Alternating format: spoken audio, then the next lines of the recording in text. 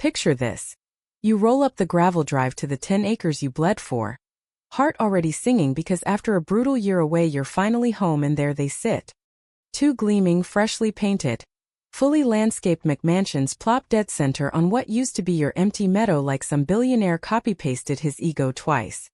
And right there in the closest driveway, clipboard in one hand, walkie-talkie in the other, stands the queen herself, Karen Williams, HOA president, smirking like she just won the lottery and you're the losing ticket. Sir, this is private HOA land, she barks before your boots even crunch the dirt.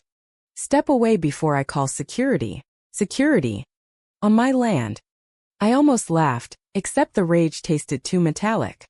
I told her the deed was in my truck, told her every survey stake still carried my orange flags, told her the county records would back me up. She actually laughed, pushed her oversized sunglasses up her nose, and said the line that would become her epitaph. Our records say otherwise.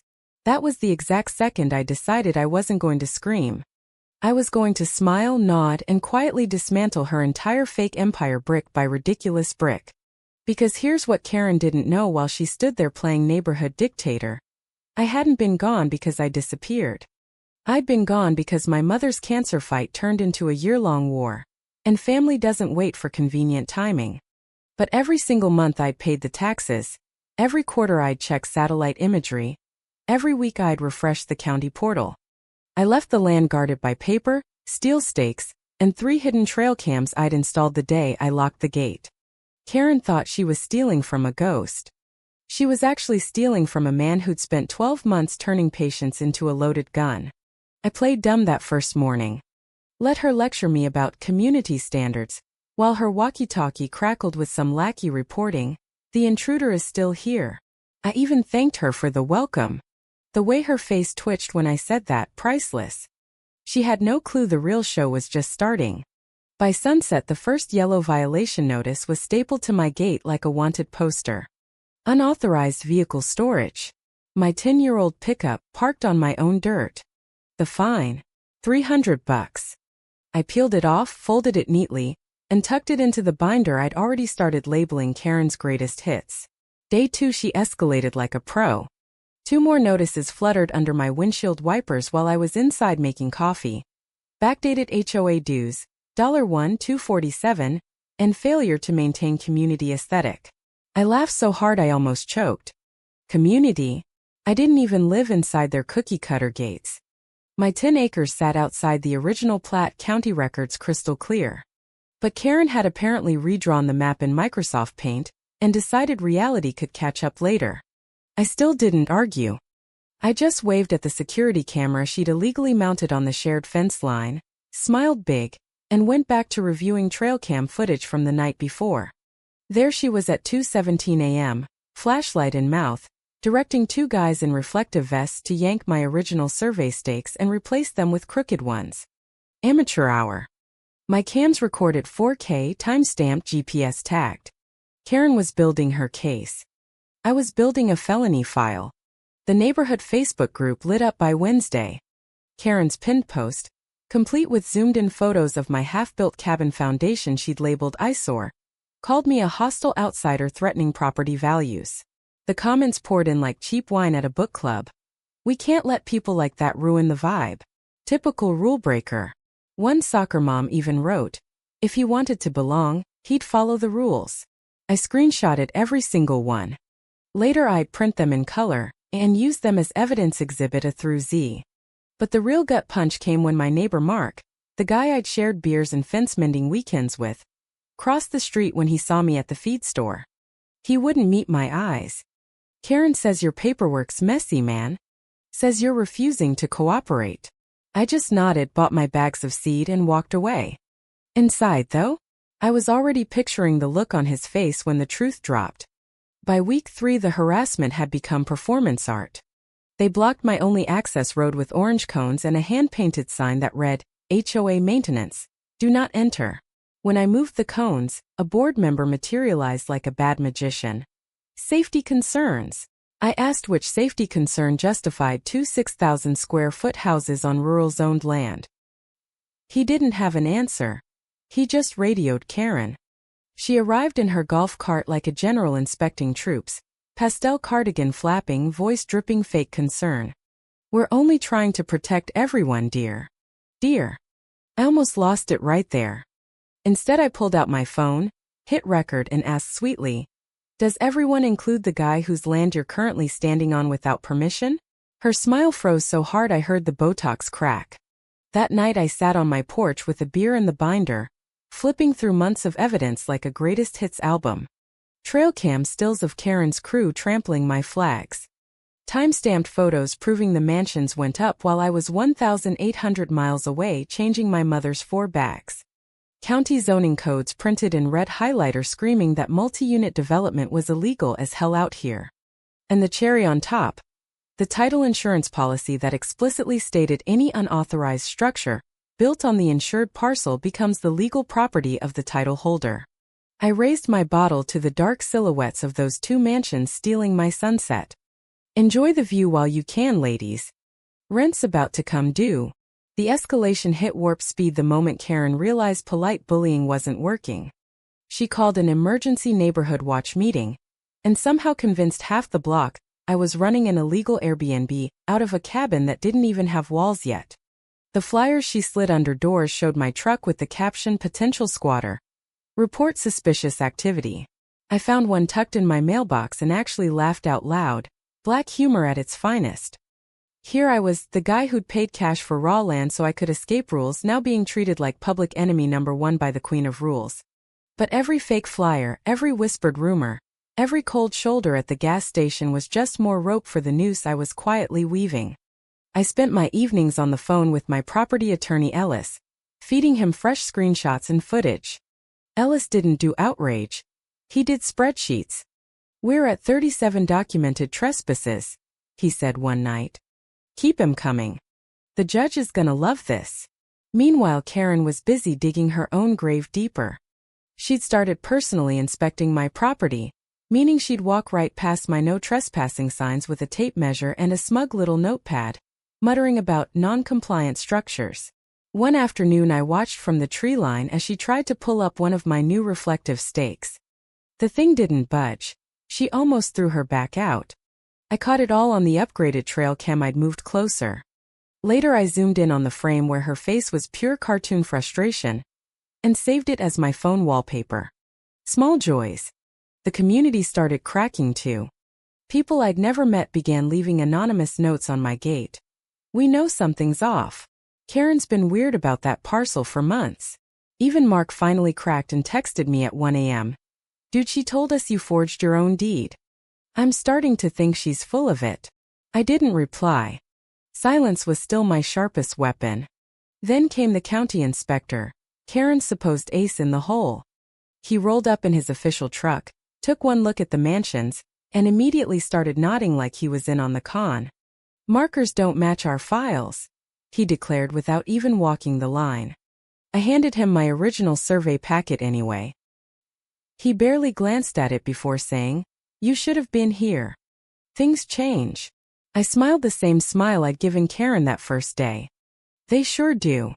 Because by then I had the county jazz supervisor on speed dial, the original surveyor who'd stamped my plat on retainer, and enough metadata to prove the inspector had spent exactly 4 minutes on site, most of it sipping coffee in his truck while Karen chatted him up like old friends. Collusion has a smell, and it smelled like cheap perfume and desperation. The air in the neighborhood thickened like the moment before a thunderstorm. Everyone could feel it. Karen's walkie-talkie chatter grew frantic. Board members started avoiding eye contact with her at the mailbox. And I kept watering my future garden plot right under the shadow of those stolen mansions, humming like a man with zero worries. Because the countdown clock had started. The week before the big HOA board meeting, Karen made her final desperate play. She scheduled a special assessment vote to cover the unexpected legal costs of dealing with me. The flyer actually listed my name this time, first and last, like I was the villain in their little suburban soap opera. At the bottom in bold, "Protect our property values, vote yes."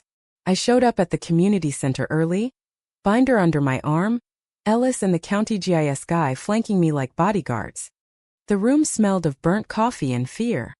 Folding chairs squeaked as people shifted, eyes darting between me and Karen, who sat at the head table like a queen on trial.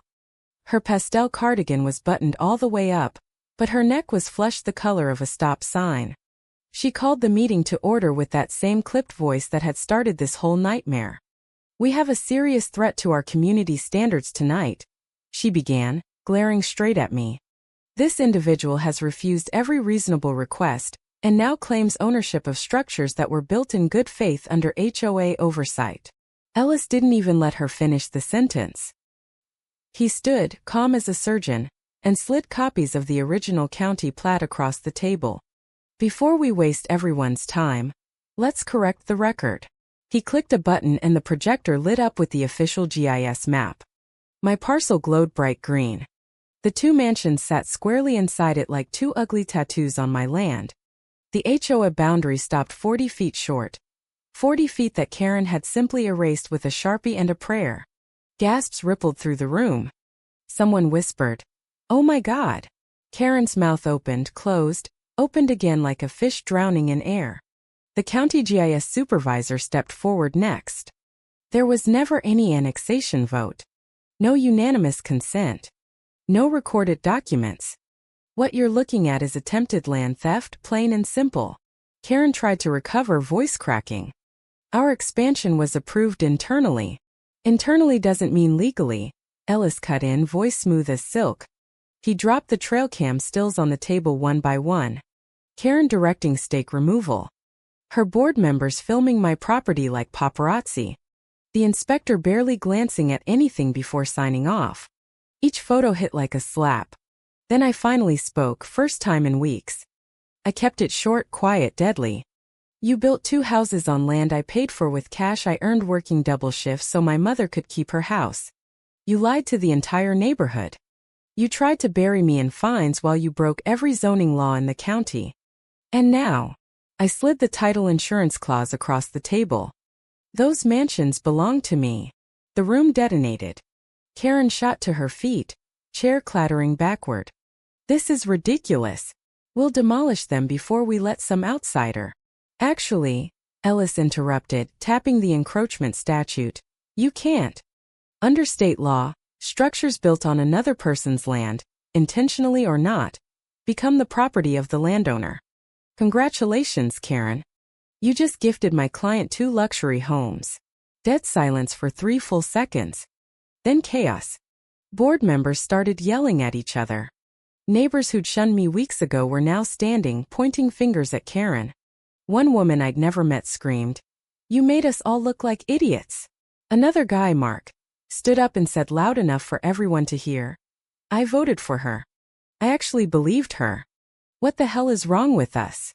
Karen's face went from red to ghost white. She clutched the edge of the table like it was the only thing keeping her upright. "You're all making a huge mistake.